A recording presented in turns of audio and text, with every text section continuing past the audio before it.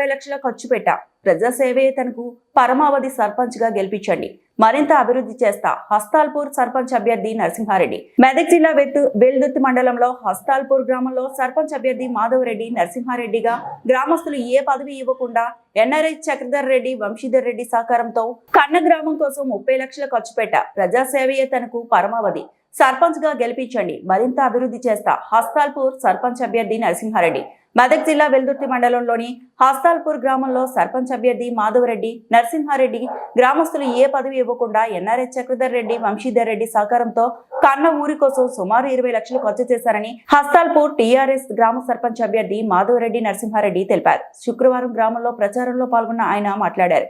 గ్రామానికి 13 లక్షలతో లక్ష్మీ నరసింహ ఆలయాన్ని వరకు రోడ్ల నిర్మాణం, గ్రామంలో 3 లక్షలతో వాటర్ ప్లాంట్ ఏర్పాటు, సీసీ కెమెరాలు ఏర్పాటు, నిరుపేద విద్యార్థులకు చదువులు అందించేందుకు పాఠశాలలో లక్షల ఖర్చులు నిధులు సమకూర్చామని అన్నారు.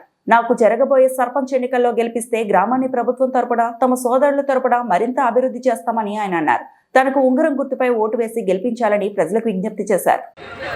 నేను మాధవరెడ్డి గారి నరసింహారెడ్డిని, హస్తాల్పూర్ గ్రామ సర్పంచ్ అభ్యర్థిని. బీఆర్ఎస్ పార్టీ నుంచి నామినేషన్ వేయడం జరిగింది. నేను ఇంతకుముందు ఎప్పుడు కూడా సర్పంచ్ అవుతానని చెప్పేసి కలలో కూడా ఊహించలేదు.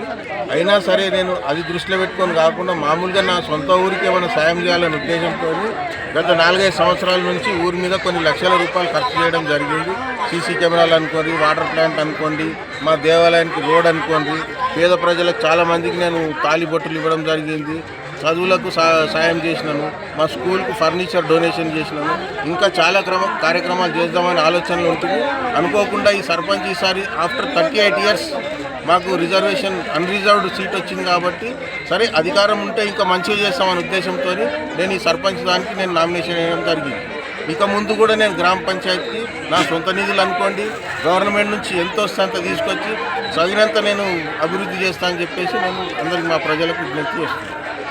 మరిన్ని అప్డేట్స్ కోసం మా ఛానల్ని సబ్స్క్రైబ్ చేయండి.